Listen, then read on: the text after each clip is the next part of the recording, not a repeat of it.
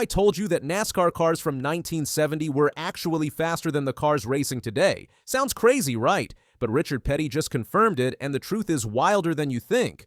Richard Petty is NASCAR royalty. They call him the King for good reason. He won 200 races in his career. That's a record that still stands today. He also won 7 championship titles. For 34 years, from 1958 to 1992, Petty raced at the highest level. Now at 88 years old, he's sharing stories that reveal some shocking truths about NASCAR. Recently, Petty sat down for his podcast called Petty Race Recap. He was joined by Dale Inman, his longtime crew chief. Fans sent in questions, and one person asked about the fastest car Petty ever drove. His answer surprised everyone. Petty said the fastest he ever went was in a car called the Plymouth Superbird.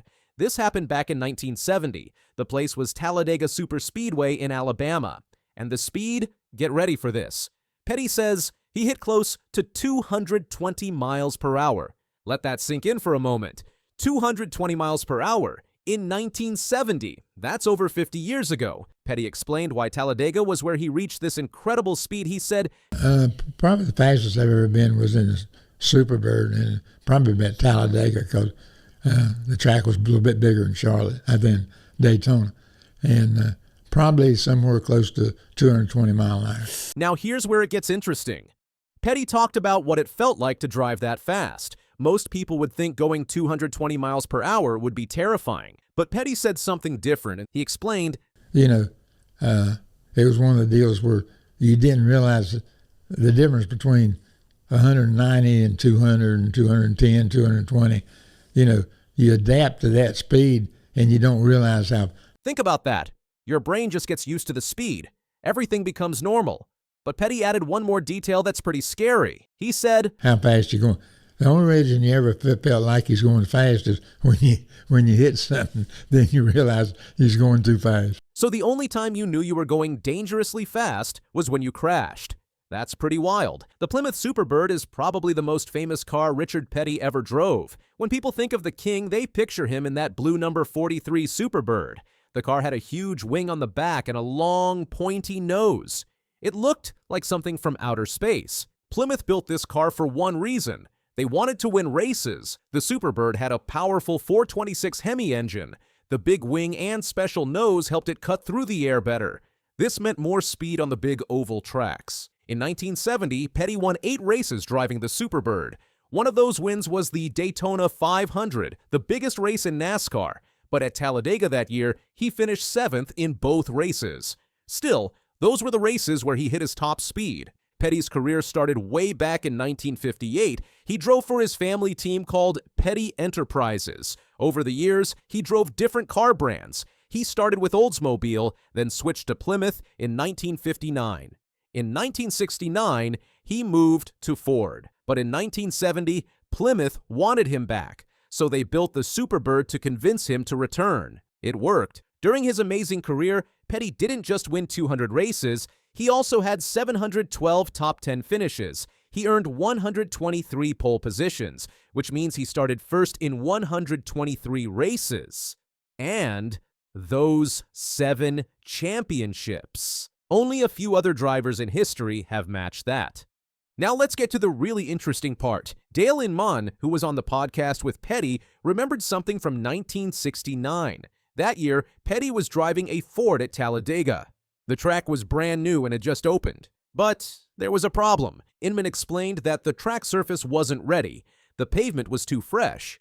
This caused a huge issue with the tires. Drivers were destroying their tires in just 2 or 3 laps. The cars were going so fast that the tires couldn't handle it. Inman said, the track actually opened before it was ready, and the surface wasn't ready, and y'all was tearing tires up in 2 or 3 laps. I don't think we ever tore a tire. But here's the crazy part. Even with bad tires and an unfinished track, they were still pushing 200 miles per hour. Petty qualified at 198 miles per hour, running just 2 laps. Inman believed if anyone could run 3 laps, they would hit 200 miles per hour. He said, I think you qualified 198, only running 2 laps. And if anybody could run 3 laps, it was 200 mile an hour because they kept gaining speed. The tire problem got so bad that Petty and almost every other driver boycotted the race. They refused to race because it was too dangerous. Only 2 drivers actually competed in that race. The tires from Firestone and Goodyear simply couldn't handle the extreme speeds and the new track surface. So, what's the dark secret? Here it is. Modern NASCAR cars are slower than the cars from 1970. In 2025, Michael McDowell set the current speed record for the next-gen car at Talladega. He averaged 199.933 miles per hour for 1 lap. That's impressive, but it's still slower than what Petty was doing 55 years ago. NASCAR made a choice. They decided safety was more important than pure speed. After the Superbird and cars like it kept hitting 220 miles per hour, NASCAR banned them. The speeds were just too dangerous. The tires couldn't keep up. The safety equipment wasn't good enough. Drivers were literally boycotting races because it was too risky. So NASCAR changed the rules. They made cars slower on purpose. They added restrictions to reduce speed. Today's cars are safer, but they can't match the raw speed of those old machines. NASCAR went from what some people call untamed speed demons to safer spectacles. The wild, dangerous days of the early 1970s are gone. The Superbird only raced for 1 season before it was banned. Petty also talked about his favorite tracks during another podcast episode in April 2025. He couldn't pick just one. He said it was a toss-up between Martinsville Speedway and Rockingham Speedway. At Martinsville, Petty won 15 races. That track is really short and gives winners a grandfather clock as a trophy. Petty had lots of fans in Virginia, where Martinsville is located. At Rockingham, he won 11 races. Those were 500-mile races, and he didn't race there as many times. Petty said, "From my standpoint, it's a toss-up. I was fortunate enough to win 15 races at Martinsville, but we won 11 500-mile races at Rockingham and didn't run near as many races." His son Kyle Petty added that both tracks are pretty small. He said the famous clock trophy from Martinsville was special to the family. Good news for Rockingham fans, though. The track is coming back to the NASCAR schedule for Xfinity and Truck Series races in April 2026. There's an ongoing debate in NASCAR. Could today's drivers handle the old cars? Could the old drivers handle today's technology? Petty had thoughts on this. He said, The day's drivers could have went back. Some of them could, some of them couldn't, because they would have grown up in a different society. The old cars had no computers, no radios, no power steering, and no air conditioning. Drivers just had to muscle those cars around the track in extreme heat. It was brutal. Petty thinks some modern drivers could adapt, but not all of them. But he also admitted it would work both ways. He said it would be just about as hard for the people that come along with me to adapt to what's going on today. Modern NASCAR is completely different with all its technology. Petty ended with this thought. To what's going on today. But if you lived in those particular years, then you adapted to it. So, everything kind of equals itself out. The bottom line is simple. NASCAR chose safety over speed. Cars that could hit 220 miles per hour in 1970 got banned. Today's cars max out just under 200 miles per hour. That's the dark secret. NASCAR is intentionally slower now than it was 55 years ago. The king just confirmed what many suspected all along. I still think to have a champion of NASCAR, that is a year-long championship. Richard Petty has shaken the NASCAR world once again. The king didn't just share his thoughts, he delivered a wake-up call. In his latest comments, he blasted the Roval race, tore into NASCAR's playoff system, and questioned the direction the sport is heading.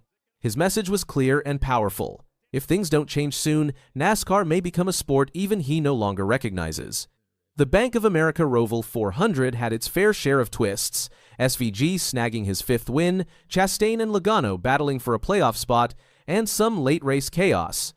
But if you ask Richard Petty, none of it mattered. The 7-time Cup Series champion didn't hold back in his Petty Race Recap podcast. Speaking with his longtime friend and former crew chief Dale Inman, Petty issued a brutal 6-word verdict about the race. All he had to do was stay on the racetrack.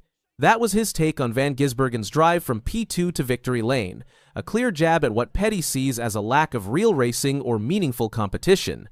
Petty emphasized that the frontrunners never changed much, and those who started up front mostly stayed there.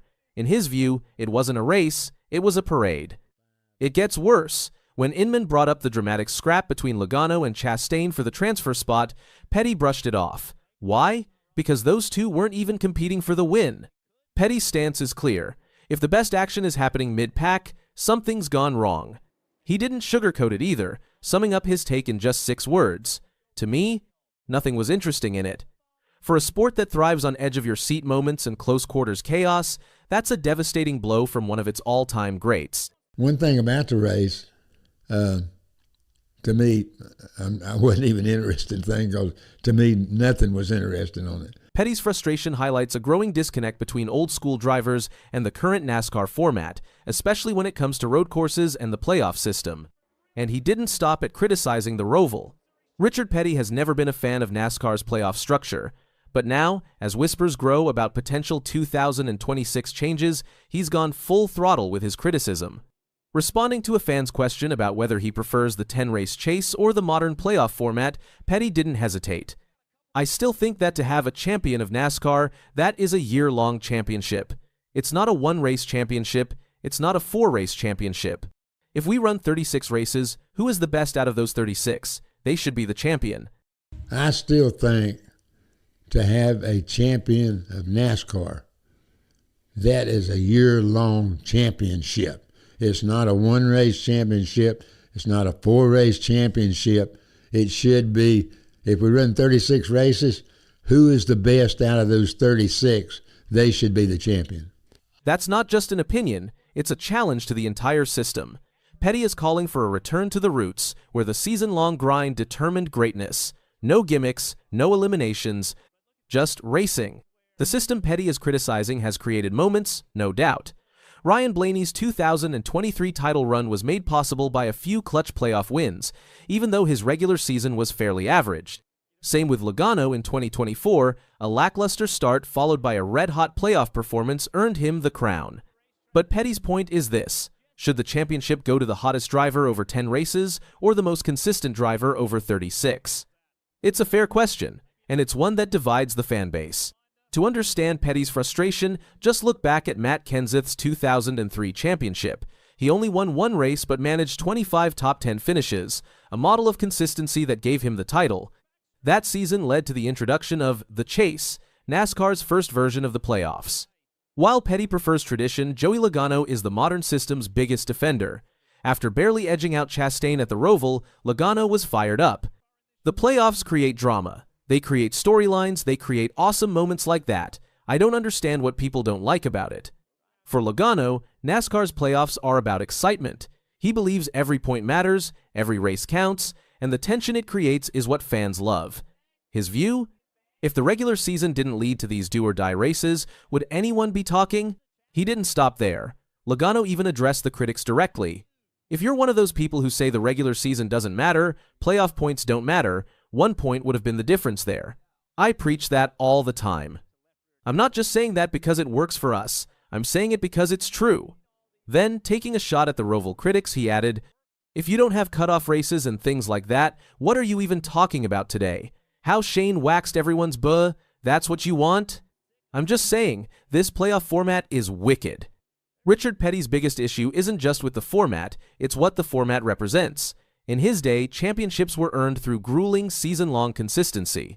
A driver had to be smart, fast, durable, and maybe a little lucky, week in and week out. Now, a driver can limp through the first 2/3 of the season, get hot in the playoffs, and walk away with the trophy. To a legend like Petty, that doesn't feel like racing justice. He built his legacy on grinding out wins and top finishes every single week. The idea that a driver can underperform for most of the year and still end up as champion is an idea he can't get behind. Even the drama at the Roval couldn't convince Petty. Sure, Logano and Chastain gave fans something to talk about, but the winner was essentially unchallenged. And for Petty, if the win feels inevitable, the rest doesn't matter. He and Inman even agreed that watching these races live from the stands is disorienting. Without major lead changes or dynamic passes, fans can easily lose the plot. It's a far cry from the nail-biters Petty once dominated. Petty's harsh verdict on both the Roval race and the playoff system has added fuel to a debate that's been simmering for years. On one side, fans who grew up watching the likes of Petty, Earnhardt, and Wallace agree that today's NASCAR feels overproduced. On the other, a younger audience embraces the drama, the eliminations, and the playoff structure that creates viral moments. There's no clear consensus, But what's undeniable is that Petty's words carry weight. This growing divide between the legends and the new guard is only getting wider. On one side, you have veterans like Petty calling for a return to a points-based championship. On the other, current stars like Logano pushing for drama and spectacle. NASCAR finds itself stuck in the middle. The sport wants to honor its roots while appealing to modern audiences who crave action and unpredictability. Is there a solution that satisfies both? Some have proposed a hybrid system, keeping the playoff excitement but weighting the regular season more heavily. Others want a full return to the classic points model. The 2026 playoff rumors could be the tipping point. If NASCAR decides to tweak the system again, it might be time to strike a balance. Maybe a hybrid format that emphasizes both season-long performance and clutch playoff execution. Because right now, the current model is polarizing. It delivers moments but sacrifices merit. And when Richard Petty says the current path isn't working, the industry should pay attention. Whether you agree with him or not, one thing is clear. When the king speaks, it's worth listening. And this time, he didn't just criticize a race. He questioned the future of the sport he helped build.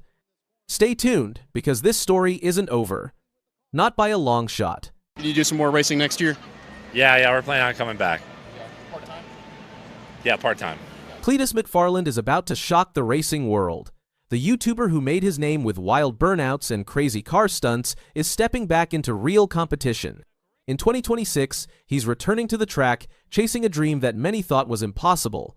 The question is, can an internet star actually fight his way to the top levels of NASCAR? Cletus, whose real name is Garrett Mitchell, first got famous on YouTube. He built his brand with wild car builds, crazy stunts, and loud horsepower that drew millions of viewers. His fun style and love for racing made him one of the biggest automotive creators online. Unlike many others, he always wanted to take his passion from the garage to the racetrack, which pushed him into professional racing. His first major step came in ARCA, the series often seen as a gateway into NASCAR. In 2023, he made headlines when he attempted his first short track start at Bristol. For anyone who has followed Bristol, they know it is not the place for beginners. It's a half-mile bullring where even veterans get humbled. Cletus qualified 27th and managed to run only 61 of the 200 scheduled laps. A right front tire failure sent him into the wall and ended his night early. He was open about the disappointment, but also about what he had learned. The challenges of managing the car, tire wear, and traffic on such a small and intense circuit gave him an immediate education in what racing at this level really requires. That debut was far from glamorous, but it didn't scare him off. In fact, it set the stage for what came next. Over the following seasons, Cletus continued to chase ARCA starts, particularly at the super speedways. By 2025, he had entered 4 different ARCA races. These included major stops at Daytona, Talladega, Charlotte, and of course, Bristol once again. This time, the results were far more promising. He managed to earn 2 top 10 finishes, including a strong run at Talladega and another at Charlotte. Those results turned some heads in the garage because few expected a YouTuber to hang inside the top 10 against serious competition. Still, Cletus remained his usual self in interviews, admitting that he got his butt kicked plenty of times along the way. He pointed out that racing is unforgiving, and he had to respect the craft, the preparation, and the years of experience his competitors had.